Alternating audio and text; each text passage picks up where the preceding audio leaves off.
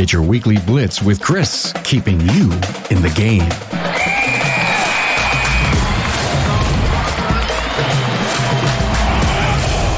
Hey, good morning, everybody. It's Chris with the weekly Blitz here. Today, I wanted to talk about a phrase that I've known for a long time, and it recently popped up on a social media post. I thought I'd talk about it a little bit. It's what you allow is what will continue. But before we get into that, I just wanted to ask everybody, how's everything going? How are you doing today? How's the world around you? Sometimes it's awful hard to get caught in the schmutz and not progress. So I also wanted to ask, do you have any ideas, any comments, questions, concerns, a direction you'd like me to go with the weekly Blitz? If you do, give me email, chris@autofixsos.com, or give me a phone call. All you guys know my personal cell phone number, so go ahead and give me a ring. So let's get into this. When I think about what you allow is what will continue, what I mean by that is what's going on around you in your world and in your shop that you're letting slide, even though it bugs you, it's not a part of your culture, it's not a fit for you. What do you see that you are allowing and just not making time to fix it, right? So this could be people coming in late. It could be people not following the culture. It could be anything that's going on in your shop.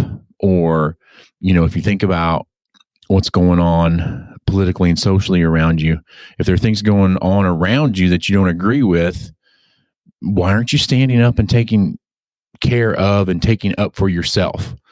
But mainly in your shop. Why, as an owner, are you allowing things to continue that you don't want to continue? I'm not going to say it's laziness, because I know it's not laziness. It's just sometimes shop owners give up the fight before there is a fight, because they're like, oh, if I do this, Johnny's going to push back against me and he's not going to, he's going to quit because he has a hot temper or whatever. And I would tell you, why allow that to continue? Why do you let that toxic personality be in your shop and still be there? So realize that the things that are going on around you in your shop, the way they are is because you allow it to continue. So how do we overcome this? What do we do to get past this point of allowing it to continue? Well, first of all, we got to make time to stop, acknowledge the behavior, number one. Number two, make sure that the employee or the person around you realizes that it's a behavior detrimental to the team. And then you have to get them to agree to a correction, right? So if it's somebody that comes in late all the time, and they come in late all the time and they've just been pushing your button, well, when they come in late, the first thing you have to do is you have to pull them aside and be like, hey, I see you coming in late. What's up? If we don't acknowledge it, we're allowing it to continue. We're saying it's okay. We're giving them permission to do what they're doing, even though it pisses us off. So once we acknowledge that, maybe the first time, and just look them in the eye and say, hey, you're late. Why are you late? Then maybe the second time they come in late, before they clock in, you go get their time card and put it in your pocket. Now they got to come to you to clock in. And then you have this discussion. Say, hey, Johnny, you're coming in late is becoming a problem. It's becoming an issue. Do you see it's becoming an issue?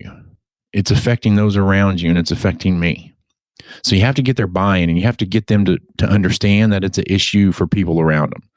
And they're probably going to deflect, and they're probably going to be like, well, the weather was bad, the wife couldn't take, blah, blah, blah. All that is a deflection. Every one of those things is a deflection. And you have to redirect their focus and say, why were you late? And then after you get them to acknowledge that they're late, acknowledge that it's bad for the team, and you come up with a correction plan. But you don't give it to them. You let them tell you what the correction plan is. And the question is what can you do to make sure you get here on time? And then once they give you the corrective steps, they say, oh, well, I can leave a little bit early. I can do whatever. I can do this. then the follow-up question is when can you start doing that? And so they've acknowledged the problem. They know there is a problem. They've told you what they're going to do to correct it. And they're going to give you a time frame to start, right? And once they do that, then you have to follow up with them. And then the first thing, though, again, is it goes back to the topic of the show. What you allow is what will continue. If the first time Johnny comes in late again and you ignore it and don't acknowledge it, then you're right back to square one because you're allowing it.